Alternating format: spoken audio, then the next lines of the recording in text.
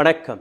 உங்களுடைய அடிப்படை வசதிகள் மருத்துவம், சுற்றுச்சூழல், சுகாதாரம், கல்வி, நல்ல ரோடு வசதி, மின்சாரம், தண்ணீர் போன்ற விஷயங்கள் தான். இந்த அனைத்து விஷயங்களுமே ஒரு அரசாங்கத்தின் கையில் நேரடியாக இருக்க வேண்டும். இந்த விஷயங்கள் பிரைவேட் கையில் போகும்போது தான் ஒரு மிகப்பெரிய ஆபத்தில் அதற்கான விளைவு வருகிறது. ஒரு மருத்துவம் என்கிறது எவ்வளவு முக்கியம் என்று இந்த ஸ்டோரியில் உங்களுக்கு புரிந்துவிடும் என்று நம்புகிறேன். பிரைவேடைசேஷனுக்கு வக்காலத்து வாங்கும் அனைத்து நபர்களுமே இந்த ஸ்டோரியை மிகவும் கவனமாக கேட்க வேண்டும். ஒரு அரசாங்கத்தின் கையில் இருக்கும் அந்த நடவடிக்கைகள், அந்த முடிவுகள் பிரைவேட் கையில் போய்விட்டால் எந்த அளவில் ஆபத்து காத்து கொண்டிருக்கிறது என்ற அந்த அர்த்தத்தை இந்த ஸ்டோரியில் நீங்கள் புரிந்து கொள்ள இருக்கிறீர்கள். பிரைவேடைசேஷன், வேக்சினேஷனை கூட இந்த அரசாங்கம் பிரைவேட் கையில் போட்ட அந்த காரணத்தால் இன்னைக்கு நம் நாட்டில் ஒரு வேக்சினேஷனுக்கு கூட தட்டுப்பாடு வந்துவிட்டது. யார் கையில் இந்த வேக்சினேஷனுக்கான பொறுப்பை ஒப்படைத்தீர்களோ அந்த நபர் இந்தியாவை விட்டே ஓடி போனார். அதற்கான காரணமும் நம் நாட்டு அரசியல்வாதிகள், அரசியல் கொள்கை, நம் நாட்டு பொலிட்டிக்கல் வில் பவர் தான். சிந்தித்து பாருங்கள். இந்த ஸ்டோரியை பற்றி இன்னைக்கு விவரமாக உங்களுக்கு எடுத்து சொல்ல இருக்கிறேன். வாருங்கள். மீண்டும் ஒரு முறை அதே கோரிக்கை, எங்களுடைய சேனலை நீங்கள் இன்னும் சப்ஸ்கிரைப் செய்யவில்லை என்றால் சப்ஸ்கிரைப் செய்து விடுங்கள். எங்களுடைய வீடியோக்கள் உங்களுக்கு பிடித்திருந்தால் உங்கள் கான்டாக்ட் லிஸ்டிலிருந்து வெறும் 5 நபருக்கு ஷேர் செய்தாலே போதும். எங்களுடைய சேனலை நீங்கள் ஊக்கப்படுத்தலாம், சப்போர்ட் செய்யலாம். எங்களுடைய சேனலுடைய இந்த வீடியோக்களை தடை செய்வதற்காக, முடக்குவதற்காக பல ஏஜென்சிகள் வேலை பார்த்து வருகிறது, தொடர்ந்து வேலை பார்த்து வருகிறது. நீங்கள் செய்யும் ஒவ்வொரு ஷேரும் தமிழகத்திற்கு ஒரு இண்டிபெண்டன்ட் ஜேர்னலிசம் எவ்வளவு முக்கியம் என்று அப்படி நீங்கள் புரிந்திருந்தால் இந்த வேலையை நீங்கள் செய்வீர்கள் என்று நம்பி உங்களை வீடியோக்குள் கூட்டிச் செல்கிறேன். வாருங்கள். ஒரு அரசாங்கத்தின் மீது இருக்கும் அனைத்து ரெஸ்பான்சிபிலிட்டியுமே எப்போ அந்த அரசாங்கம் ஒரு பிரைவேட் கம்பெனியை நம்பி அனைத்து ரெஸ்பான்சிபிலிட்டியுமே தள்ளிவிட்டு தன் மேலே இருக்கும் ரெஸ்பான்சிபிலிட்டியிலிருந்து நழுவி விட்டால் எந்த அளவில் ஆபத்து காத்து கொண்டு இருக்கிறது என்ற அந்த கதையை, அந்த அர்த்தத்தை இந்த பதிவில் நீங்கள் பார்க்க இருக்கிறீர்கள். ஆதார் பூனாவாலா கோவிட்ஷீல்டு தயாரிக்கும் கம்பெனியான சீரம் இன்ஸ்டிடியூஷனுடைய CEO. ஒரு சில நாட்களுக்கு முன்னாடி அவருக்கு Y+ செக்யூரிட்டி கிடைத்தது. கங்கனா ரனாவத் போன்ற நபர்களுக்கு கிடைத்த அந்த செக்யூரிட்டி, அர்த்தமில்லாத செக்யூரிட்டி, ஒரு அரசாங்கத்திற்கு சாதகமாக ட்வீட் போட்ட காரணத்தால் அவருக்கு கிடைத்த செக்யூரிட்டி போன்ற செக்யூரிட்டி இந்த செக்யூரிட்டி அல்ல. ஆதார் பூனாவாலாவுக்கு கிடைத்த அந்த மிரட்டலுக்கு பின் தான் அவருக்கு செக்யூரிட்டி கிடைத்தது. அந்த மிரட்டலை பற்றியும் இந்த பதிவில் நீங்கள் பார்க்க இருக்கிறீர்கள். ஆனால் திடீர் என்று ஆதார் பூனாவாலா வெளிவிட்ட ஸ்டேட்மெண்ட், நான் இந்தியாவை விட்டு போய்விட்டேன், இந்தியாவில் நான் இல்லை, அதற்கான காரணம் எனக்கு தொடர்ந்து மிரட்டல் வந்து கொண்டே இருந்தது. இந்த மிரட்டல் நம் நாட்டு அரசியல்வாதிகள் வழியாக, இந்த மிரட்டல் நம் நாட்டு கார்ப்பரேட் இன்ஸ்டிடியூஷன் வழியாக எனக்கு கிடைத்து கொண்டே இருந்தது. இந்த அரசாங்கம் என்னை பாதுகாக்கவில்லை. சிந்தித்து பாருங்கள், இதற்கு மேல் ஒரு அரசாங்கத்திற்கு கேவலம் கிடைக்குமா என்று. எந்த கம்பெனி ஒட்டுமொத்த இந்தியாவுடைய அந்த வேக்சினேஷன் டிரைவிற்கான மிக முக்கியமான டூலாக இருந்ததோ, எந்த கம்பெனி நம் நாட்டு மக்களுடைய அந்த கோவிட் வேக்சினுக்கான ரெஸ்பான்சிபிலிட்டியை எடுத்துக்கொண்டதோ, எந்த கம்பெனியால் எத்தனையோ உயிர்கள் தப்பி இருக்கிறதோ, அதே கம்பெனியுடைய CEOவை கூட நம் நாட்டு அரசாங்கத்தால் பாதுகாக்க முடியவில்லை. நம் நாட்டு அரசாங்கத்தின் மீது அந்த கம்பெனியுடைய CEOவுக்கு நம்பிக்கை இல்லாமல் வெளிநாட்டுக்கு சென்று விட்டார். UK, லண்டனில் இன்னைக்கு இருக்கிறார். அங்கே சென்ற ஆதார் பூனாவாலா பல மீடியா ஹவுசஸ்களுக்கு, பல பத்திரிகைகளுக்கு இந்தியாவை பற்றின அந்த உண்மை விஷயங்களை எடுத்து கூறி வருகிறார். இந்தியாவில் என்னெல்லாம் நடக்கிறது, எதற்காக நான் இந்தியாவை விட்டு UKக்கு வந்தேன் என்ற அந்த உண்மையை கூறியிருக்கிறார். ஒட்டுமொத்த உலகத்திலேயே இந்தியாவுடைய நிலவரம் என்னவாக இருக்கிறது என்று அதற்கான இன்னொரு பக்கத்தை இன்னைக்கு வெளிக்காட்டிவிட்டார் ஆதார் பூனாவாலா. இந்த விஷயத்தை பற்றி ஆழமாக பேசுவதற்கு முன்னாடி இந்த காட்சியை நீங்கள் கண்டிப்பாக பார்க்க வேண்டும். சென்னையிலிருந்து வெளிவந்த இந்த காட்சிகள், DMKவை சார்ந்த ஒரு சில நபர்கள் அம்மா உணவகத்திற்கு போய் எப்படி கலவரத்தை செய்திருக்கிறார்கள் என்று நீங்களே பார்த்து விடுங்கள். ஒரு நல்ல கட்சிக்கு அழகு நல்ல திட்டங்களை ஆதரிக்கிறது தான். ஒரு நல்ல கட்சிக்கான அழகு அந்த நல்ல திட்டத்தை தொடர்ந்து நடத்துவது தான். ஆனால் இந்த நபர்களுக்கு அம்மா உணவகத்துடைய அந்த இம்பார்ட்டன்ஸ் புரியவில்லை. கடந்த ஒரு ஆண்டுகளாக போட்ட அந்த லாக்டவுன் போது லட்சக்கணக்கான நபர்கள் இதே அம்மா உணவகத்தை நம்பிதான் தன்னுடைய வாழ்க்கையை நடத்தி வந்தார்கள். 3 வேளை சாப்பாடு இதே அம்மா உணவகத்தில் தான் அவர்களுக்கு கிடைத்து கொண்டிருந்தது. திடீரென்று உங்களுடைய ஆட்சி வந்ததால் அதை உடைப்பதில் எந்த விதமான கர்வமும் இல்லை. நீங்கள் செய்த காரியத்தால் ஒரு கட்சிக்கு நல்ல பேரை எடுத்துக்கொள்வதாக நீங்கள் நம்பி வருகிறீர்கள். ஆனால் நீங்கள் செய்த காரியத்தால் ஒட்டுமொத்த தமிழகத்திற்கே ஒரு மிகப்பெரிய அவமானமாக இருக்கிறது. எந்த நல்ல திட்டத்தால் எத்தனையோ நபர்கள் லாபமடைந்து வருகிறார்களோ அந்த திட்டத்தை நீங்கள் அவமானப்படுத்தியிருக்கிறீர்கள். மா சுப்பிரமணியம் அவர்கள் ஒரு ட்வீட்டை போட்டு இவர்களை கட்சியை விட்டு நீக்கிவிட்டோம், அதே போஸ்டரை எடுத்து மறுபடியும் அங்கே ஒட்டியிருக்கிறீர்கள். இது இன்னும் பெரிய அவமானம். அந்த நபர்களை நீங்கள் உடனடியாக சிறையில் அடைத்திருக்க வேண்டும். நீங்கள் கிழிச்சு போட்ட அந்த அம்மா உணவகத்துடைய போஸ்டரை புதுசாக ஒரு நல்ல போஸ்டரை பிரிண்ட் செய்து அந்த இடத்தில் ஒட்டியிருக்க வேண்டும். அந்த அம்மா உணவகத்தில் என்னெல்லாம் சரியாக இல்லையோ அதை சரி பார்த்திருக்க வேண்டும். அப்படி நீங்கள் செய்யவில்லை. ஒரு ரெஸ்பான்சிபிளான கட்சிக்கான அர்த்தம் அந்த ஸ்டேட்டில் நடக்கும் தவறுகளை தட்டி கேட்டு, அது உங்களுடைய தொண்டர்களாகவே இருந்தால் கூட அவர்களுக்கு சரியான தண்டனையை வாங்கி கொடுப்பது தான். நீங்கள் இதை செய்வீர்கள் என்று நம்புகிறேன். கோவிட் வேக்சினேஷன் வருவதற்கு முன்னாடி எத்தனையோ நபர்கள் இதற்கான ஒரு தீர்வு கிடைக்காத, இதற்கான மருந்தை கண்டுபிடிக்க மாட்டார்களா என்று ஏங்கி வந்தீர்கள். இந்த கோவிட் வேக்சினேஷன் வந்தவுடனேயே பலவிதமான சர்ச்சை, பலவிதமான பிரச்சனைகளும் வந்துவிட்டது. இன்றைய வரை, அதாவது ஜனவரி மாதத்திலிருந்து தொடங்கிய இந்த கோவிட் வேக்சினேஷன் இன்றைய வரை வெறும் 15,70,38,553 நபர்களுக்கு மட்டும்தான் இந்த வேக்சினேஷன் போடப்பட்டிருக்கிறது. ஃபர்ஸ்ட் டோஸ் பெற்ற நபர்களுடைய எண்ணிக்கை 12,82,22,356 மட்டுமே. 2 டோஸும் கிடைத்த நபர்களுடைய எண்ணிக்கை 2,88,16,197. அதாவது ஒட்டுமொத்த இந்திய மக்கள் தொகையிலிருந்து வெறும் 2% மக்களுக்கு கூட இந்த முழுமையான வேக்சினேஷன் போடப்படவில்லை. அந்த அளவில் இன்னைக்கு ஸ்லோ ப்ராசஸில் இந்தியாவின் இந்த வேக்சினேஷன் டிரைவ் நடந்து கொண்டிருக்கிறது. எந்த நபர் இந்த ரெஸ்பான்சிபிலிட்டியை தன் தலைக்கு மேலே எடுத்து இந்த டிரைவை நடத்தி வந்தாரோ அந்த நபர் கேட்ட ஒரே ஒரு கோரிக்கை, இன்னைக்கு காலகட்டத்தில் நான் 7 கோடி வேக்சினேஷனை தயாரித்து வருகிறேன், அதாவது ஒரு மாதத்திற்கு. எனக்கு வெறும் 3000 கோடி ரூபாய் இந்திய அரசாங்கம் சப்போர்ட் செய்தாலே போதும், எனக்கு கடனாக கொடுத்தாலே போதும், இந்த ப்ரொடக்ஷன் பிளான்ட்டை நான் 2 மடங்காக அதிகரித்து விடுவேன். அதாவது ஒரு மாதத்திற்கு 14 கோடி வேக்சினேஷன்கள், ஒரு வருடத்திற்கு 158 கோடி வேக்சினேஷன்களை இந்த கம்பெனியால் தயாரித்திருக்க முடியும். அது மட்டுமல்ல, ஆதார் பூனாவாலா எத்தனையோ விதமான கோரிக்கைகளை கொடுத்ததற்கு பின் கூட இந்த அரசாங்கம் எந்த விதமான உதவியும் கொடுக்கவில்லை.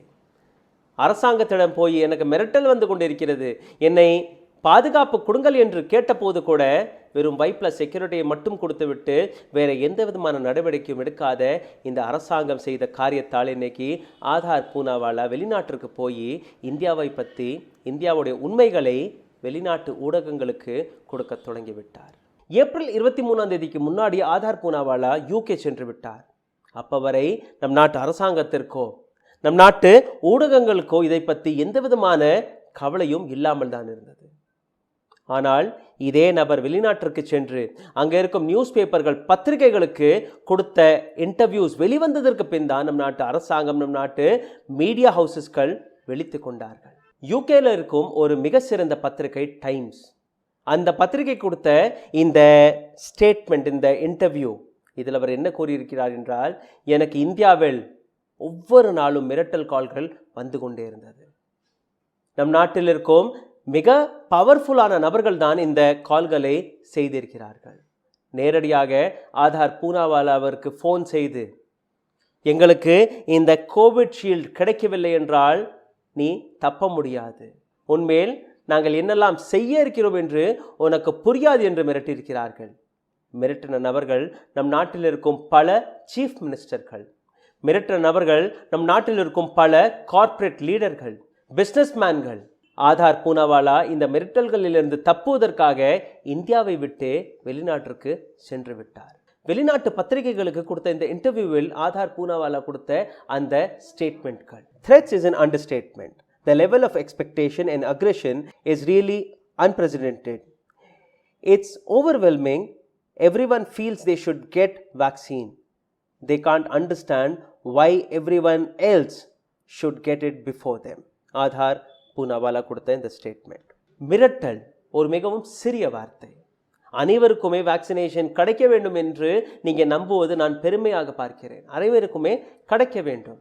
ஆனால் இந்த நபர்கள் புரிந்து கொள்ளாத ஒரு விஷயம், எதற்காக உங்களுக்கு முதலில் அந்த வேக்சினேஷன் கிடைக்க வேண்டும். லைனில் ஏற்கனவே நின்று கொண்டிருக்கும் நபர்களுக்கு முதலில் கிடைத்ததற்கு பின் உங்களுக்கு கிடைத்தால் போதும் என்று எதற்காக நீங்கள் நம்ப மாட்டேங்கிறீர்கள், புரிந்து கொள்ள மாட்டேங்கிறீர்கள். ஆதார் பூனாவாலா கொடுத்த இன்னொரு statement. They are saying if you don't give us the vaccine, it's not going to be good. It's not foul language, it's the tone. It's the implication of what they might do if I don't comply. இந்த vaccination எங்களுக்கு கிடைக்கவில்லை என்றால் உன்னை நாங்கள் என்ன செய்வோம் என்று உனக்கு தெரியாது. ஒரு மிகவும் மிரட்டக்கூடிய டோனில் இந்த நபர்கள் ஃபோன் போட்டு மிரட்டி வருகிறார்கள். நான் இவர்கள் கூறும்படி நடக்கவில்லை என்றால் இவர்கள் என்னை என்ன செய்வார்கள் என்று எனக்கே தெரியவில்லை. ஆதார் பூனாவாலா கொடுத்த இன்னொரு ஸ்டேட்மெண்ட். என்னை நாலு தரப்பில் இருந்தும் சுற்றி வளைச்சு விட்டார்கள். நான் செய்யும் வேலையை கூட இந்த நபர்கள் என்னை செய்ய விடவில்லை. இவர்கள் கூறும்படி நான் நடந்து கொள்ள வேண்டும் என்று என்னை மிரட்டத் தொடங்கிவிட்டார்கள். அதனால் தான் நான் இன்னைக்கு இந்தியாவை விட்டு வெளியேறிவிட்டேன். ஆதார் பூனாவாலா கொடுத்த இன்னொரு statement. Everything falls on my shoulder but I can't do it alone. என் தோள்கள் மீது அனைத்து பொறுப்புகளுமே போட்டுவிட்டார்கள். என்னால் தனியாக இந்த வேலையை செய்ய முடியாது. அர்த்தம், அனைத்து வேக்சினேஷனுக்கான பொறுப்பையும் ஆதார் பூனாவாலாவுடைய இந்த கம்பெனி மீதே அரசாங்கம் போட்டுவிட்டது. அரசாங்கத்துடைய உதவி இல்லாமல், நம் நாட்டு மக்களுடைய உதவி இல்லாமல், நம் நாட்டு அரசியல்வாதிகளோட உதவி இல்லாமல், கார்ப்பரேட்டோட உதவி இல்லாமல் தனியாக என்னால் இந்த காரியத்தை செய்ய முடியாது. இதே இன்டர்வியூவில் இன்னொரு கேள்வியும் கேட்கப்பட்டது.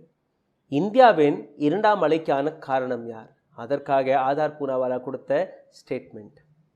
If I give you right answer or any answer, my head would be chopped off. I can't comment on the election or Kumbh Mela. It's too sensitive. உங்களுடைய இந்த கேள்விக்கான விடயத்தை நான் கொடுத்தாலோ அல்ல எந்த பதிலும் கொடுத்தாலோ என்னுடைய தலையை அறுத்து விடுவார்கள், என்னை கொன்று விடுவார்கள். எலெக்ஷன், கும்பமேளாவை பற்றி நான் பேச விரும்பவில்லை. மிகவும் சென்சிட்டிவான டாபிக் இது. ஆதார் பூனாவாலா எந்த அளவில் மிரட்டப்பட்டிருக்கிறார் என்று இந்த ஸ்டேட்மெண்ட் வைத்து நீங்கள் புரிந்திருப்பீர்கள் என்று நம்புகிறேன். ஆதார் பூனாவாலாவிடம் கேட்கப்பட்ட இன்னொரு கேள்வி, வேக்சினேஷனுக்கான இந்த பிரைஸ். மத்திய அரசாங்கத்திற்கு 150 ரூபாய், மாநில அரசாங்கத்திற்கு 300 ரூபாய், மற்ற பிரைவேட் ஹாஸ்பிட்டல்களுக்கு 600 ரூபாய். உலகத்திலேயே கோவிட் வேக்சினேஷனுக்கான இந்த அளவில் பிரைஸ் வேறு எங்கேயுமே நிர்ணயம் செய்யப்படவில்லை. இதற்காக இந்த வேக்சினேஷனுக்கான பிரைஸ் என்று கேட்டபோது நேரம் வரும்போது நான் தானாகவே கூறிவிடுவேன் என்று கூறியிருக்கிறார். அதாவது ஒரே நாட்டில் 3-4 வகையான பிரைஸ் ஒரே பொருட்கான. ஆனால் நம் நாட்டு மத்திய அரசாங்கத்தால் இதை பற்றின எந்த விதமான ஆக்ஷனும் எடுக்க முடியவில்லை. இதை பற்றின எந்த விதமான பதிலும் கொடுக்க முடியவில்லை. காரணம், ஒட்டுமொத்த இந்தியாவின் வேக்சினேஷன் டிரைவை ஒரு சில நபர்களை நம்பியே விட்டுவிட்டது. அதனால் தான் இன்னைக்கு மத்திய அரசாங்கத்தால் எந்த விதமான கேள்விக்கான விடயத்தையும் கொடுக்க முடியவில்லை. ஆதார் பூனாவாலா இன்னொரு பத்திரிகையான ஃபைனான்சியல் டைமுக்கு கொடுத்த இந்த இன்டர்வியூவில் கொடுத்த ஒரு மிக முக்கியமான ஸ்டேட்மெண்ட், எப்போ வரை இந்த வேக்சினேஷனுடைய பற்றாக்குறை இருக்க போகிறது என்று. அதற்கான விடயம், ஜூலை மாதம் வரை இந்த வேக்சினேஷனுக்கான பற்றாக்குறை அப்படியே தான் இருக்க போகிறது இந்தியாவில். இதுதான் உண்மை. இதற்கான காரணம் அங்கே உள்ள அரசாங்கம் மட்டும்தான். அவர்கள் சரியான நேரத்தில் சீரியஸான முடிவுகளை எடுக்காத காரணத்தால் இந்திய மக்களுக்கு ஜூலை மாதம் வரை இந்த வேக்சினேஷனுடைய பற்றாக்குறை இப்படியே தான் இருக்கும் என்று கூறிவிட்டார். இந்த பதிவின் மிக முக்கியமான கேள்வி, எதற்காக ஆதார் பூனாவாலாவிற்கு மிரட்டல் வந்து கொண்டிருக்கிறது? யார்தான் இந்த மிரட்டலை கொடுத்து வருகிறார்? எதற்காக இந்தியாவை விட்டு வெளிநாட்டிற்கு சென்று விட்டார் ஆதார் பூனாவாலா? இதற்கான விடயம், ஜனவரி மாதத்தில் முதல் முறையாக 60 வயதிற்கு மேற்பட்ட நபர்களுக்கு இந்த வேக்சினேஷன் போடப்படும் என்று நம் நாட்டு அரசாங்கம் கூறியது. அதுக்கு அடுத்த மாதம், அதாவது பிப்ரவரி மாதம் கடைசியில் தான் 45 வயதிற்கு மேற்பட்ட நபர்களுக்கு, ஹெல்த் கேர் ஒர்க்கர்ஸ்களுக்கு இந்த வேக்சினேஷன் போடப்படும் என்று இன்னொரு அறிக்கையை கொடுத்தார்கள். மே மாதம் வரை எந்த விதமான அறிக்கையும் கொடுக்கவில்லை. மே 1ஆம் தேதி திடீர் என்று 18 வயதிற்கு மேற்பட்ட நபர்களுக்கும் இந்த வேக்சினேஷன் கொடுக்கப்படும் என்று கூறினார்கள். ஆனால் இதற்கு பின்னாடி நடந்த அந்த விஷயங்கள், பிப்ரவரி மாதம் முதல் முறையாக நம் நாட்டு மத்திய அரசாங்கம் 21 மில்லியன் வேக்சினேஷனுக்கான அந்த ஆர்டரை சீரம் இன்ஸ்டிடியூஷனுக்கு கொடுத்தது. அதாவது 2,10,00,000 வேக்சினேஷன் மட்டுமே. மார்ச் மாதத்தில் 110 மில்லியன் வேக்சினேஷனுக்கான அந்த ஆர்டரை ஆதார் பூனாவாலாவுடைய இந்த கம்பெனிக்கு நம் நாட்டு மத்திய அரசாங்கம் வழங்கியது. நம் நாட்டில் ஜூலை 2020ஆம் ஆண்டிலேயே இந்த வேக்சினேஷனுக்கான ப்ரொடக்ஷனை தொடங்கிவிட்டார்கள். ஆனால் நம் நாட்டு மத்திய அரசாங்கம் பிப்ரவரி மாதத்தில் வெறும் 2 கோடி வேக்சினேஷனுக்கான ஆர்டரை மட்டும்தான் கொடுத்தது. அதற்கு பின் மார்ச் மாதத்தில் போய் 110 மில்லியன். இதற்கு முன்னாடி எந்த விதமான ஆர்டரும் நம் நாட்டு மத்திய அரசாங்கம் சீரம் இன்ஸ்டிடியூஷனுக்கு கொடுக்கவில்லை. சரி, இந்த ஆர்டர் கிடைத்தவுடன் இந்த ஆர்டருக்கான வேலையில் சீரம் இன்ஸ்டிடியூஷன் இறங்கிவிட்டது. ஆனால் அதற்கு முன்னாடியே எத்தனையோ நாடுகளிலிருந்து சீரம் இன்ஸ்டிடியூஷன் இதே வேக்சினேஷனுக்கான ஆர்டரை பெற்றுக்கொண்டது. அதாவது நம் நாட்டு அரசாங்கம் பிப்ரவரி மாதத்தில் தான் இந்த ஆர்டரை கொடுத்தார்கள். அதற்கு முன்னாடியே எத்தனையோ நாடுகள் சீரம் இன்ஸ்டிடியூஷனிடம் போய் எங்களுக்கு இந்த வேக்சினேஷன் தேவை, அதற்கான பணத்தை பெற்றுக்கொள்ளுங்கள் என்று அந்த ஆர்டரை கொடுத்து விட்டார்கள். அதனால் இந்த சீரம் இன்ஸ்டிடியூஷன் யார் முதலில் வந்தார்களோ அவர்களுக்கான அந்த வேக்சினேஷன் தயாரிப்பில் ஈடுபட்டு வந்தார்கள். திடீர் என்று இந்திய அரசாங்கம் எக்ஸ்போர்ட்ஸை தடை போட்டுவிட்டது. எந்த விதமான வேக்சினேஷனும் இந்தியாவிலிருந்து வெளியே போகக்கூடாது என்று அந்த தடையை போட்டுவிட்டார்கள். 2ஆம் அலைக்கான அந்த கேசஸ் அதிகரித்த போதுதான் இந்த மார்ச் மாதத்தில் 110 மில்லியன் வேக்சினேஷனுக்கான ஆர்டரை இந்திய அரசாங்கம் கொடுத்திருக்கிறது. பிப்ரவரி மாதத்தில் வெறும் 2 கோடி வேக்சினேஷனை மட்டும்தான் நம் நாட்டு அரசாங்கம் கொடுத்தது. மக்கள் கேள்விகளை கேட்டபோது ஒட்டுமொத்த உலக எக்ஸ்பர்ட்ஸ்கள் இந்திய அரசாங்கத்துடைய இந்த நிலவரத்தை பார்த்து, பிரதமரை பார்த்து கேள்விகளை கேட்டபோது தான் திடீர் என்று சீரம் இன்ஸ்டிடியூஷனிடம் போய் நம் நாட்டு மத்திய அரசாங்கம் இந்த ஆர்டரை கொடுத்திருக்கிறது. அதற்கு பின் சீரம் இன்ஸ்டிடியூஷன் உங்களுக்கு முதலில் கொடுக்க முடியாது, ஏற்கனவே நாங்கள் எடுத்த அந்த ஆர்டரை தான் முடித்ததற்கு பின் உங்களுக்கு கொடுப்போம் என்று கூறிய பின் தான் நம் நாட்டு மத்திய அரசாங்கம் எடுத்த அடுத்த ஸ்டெப் எக்ஸ்போர்ட்ஸ்களை தடை போட்டு விடுங்கள். எக்ஸ்போர்ட்ஸ்களை தடை போட்டவுடன் சீரம் இன்ஸ்டிடியூஷன் மீது பலவிதமான அழுத்தம் வரத் தொடங்கியது. எத்தனையோ கார்ப்பரேட் நபர்கள், இவரிடம் ஆர்டர் கொடுத்த நபர்கள் இவரை மிரட்ட தொடங்கிவிட்டார்கள். எத்தனையோ நாடுகள் சீரம் இன்ஸ்டிடியூஷன் மீது வழக்கை போட்டுவிட்டது. இந்தியாவிற்குள்ளும் எத்தனையோ சீஃப் மினிஸ்டர்கள் நம் நாட்டு மத்திய அரசாங்கம் நேரடியாக நீங்க சீரம் இன்ஸ்டிடியூஷனிடம் போய் டீல் பேசிக்கொள்ளுங்கள், நாங்கள் இதுக்கு மேல் இலவசமாக வேக்சினேஷனை கொடுக்க மாட்டோம் என்று கூறிவிட்டார்கள். அதற்கு பின் ஒவ்வொரு ஸ்டேட் கவர்மெண்ட்டும் சீரம் இன்ஸ்டிடியூஷனை மிரட்டத் தொடங்கியது. அதாவது எனக்கு முதலில் வேணும், எனக்கு முதலில் வேணும். நம் நாட்டு மத்திய அரசாங்கம் எந்த விதமான ரெஸ்பான்சிபிலிட்டியுமே எடுத்துக்கொள்ளவில்லை, அனைத்தையுமே சீரம் இன்ஸ்டிடியூஷன் மீது போட்டுவிட்டது. சீரம் இன்ஸ்டிடியூஷனும் யாரிடமெல்லாம் பணத்தை வாங்கினார்களோ, வெளிநாட்டிலிருந்து யாரிடமெல்லாம் பணத்தை வாங்கினார்களோ கொஞ்சம் கொஞ்சமாக திரும்பி கொடுக்க தொடங்கிவிட்டார்கள். இந்தியாவில் இருக்கும் அந்த ஆர்டர்களை மட்டும் செய்ய தொடங்கும் போது கூட நம் நாட்டில் இருக்கும் சீஃப் மினிஸ்டர்கள் அதற்கான மிரட்டலையும் கொடுக்க தொடங்கிவிட்டார்கள். சீரம் இன்ஸ்டிடியூஷனுடைய ஆதார் பூனாவாலாவால் இந்தியாவில் இருக்கும் இந்த பிரஷரையும் தாங்க முடியவில்லை, இந்த மிரட்டலையும் எடுத்துக்கொள்ள முடியவில்லை, வெளிநாட்டிலிருந்து வரக்கூடிய அந்த பிரஷரையும் அவரால் எடுத்துக்கொள்ள முடியவில்லை. அதனால் இந்தியாவிலிருந்து வெளியே போய்விட்டார். இதே விஷயத்தை தான் சுப்ரீம் கோர்ட் ஆஃப் இந்தியா எடுத்து காட்டியிருக்கிறது. எப்படி இவ்வளோ பெரிய டிரைவை, அதாவது வேக்சினேஷனுக்கான இவ்வளோ இம்பார்ட்டண்ட்டான வேலையை எப்படி நம் நாட்டு மத்திய அரசாங்கத்தால் செய்ய முடியவில்லை. எதற்காக இந்த அரசாங்கம் அனைத்து பொறுப்புகளையுமே வெறும் 2 பிரைவேட் பிளேயர் கையில் போட்டு விட்டார்கள். அப்படி இன்னைக்கு இந்திய அரசாங்கம் இதை எடுத்து நடத்தியிருந்தால் அவர்கள் எங்கேயுமே போயிருக்க மாட்டார்கள். அப்படி இன்னைக்கு இந்திய அரசாங்கம் இதை எடுத்து நடத்தியிருந்தால் வெளிநாட்டு நபர்களிடம் எந்த விதமான ஆர்டரும் வாங்கியிருக்க மாட்டார்கள். நம் நாட்டு மக்களுக்கு முதல் உரிமை கிடைத்திருக்கும்.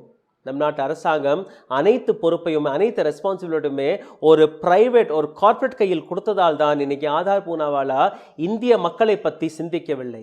இன்னைக்கு இதே ஆதார் பூனாவாலா எடுத்து வைக்கும் அந்த குற்றச்சாட்டு, இந்திய மக்கள் என்னை மிரட்டத் தொடங்கிவிட்டார்கள், இந்தியாவில் இருக்கும் சீஃப் மினிஸ்டர்கள் என்னை மிரட்டத் தொடங்கிவிட்டார்கள். ஆதார் பூனாவாலா ஒரு கார்ப்பரேட், ஒரு பிஸ்னஸ் மேன். அவருக்கு எங்கெல்லாம் லாபம் கிடைக்கிறதோ அதே வேலையை தான் அவர் முதலில் பார்ப்பார் என்ற அந்த விஷயத்தை எடுத்து காட்டிவிட்டார். ஒரு பிரைவேட் கம்பெனி, ஒரு கார்ப்பரேட் வெறும் பணத்திற்கு மட்டும்தான் வேலை பார்க்கும் என்று அதை எடுத்து காட்டிவிட்டார். இதே ஒரு அரசாங்கம் PSU இந்த வேலையை பார்த்திருந்தால், நம் நாட்டு மக்களுக்கு கிடைத்ததற்கு பின் தான் மீதம் இருந்திருந்தால் மட்டும்தான் அவர்கள் வெளிநாட்டிற்கு அனுப்பியிருப்பார்கள். ஆனால் ஒரு கார்ப்பரேட்டை நம்பி எப்படி ஒரு அரசாங்கம் இவ்வளோ பெரிய ப்ராஜெக்டை ஒப்படைத்தார்கள் என்று எங்களுக்கு புரியவில்லை.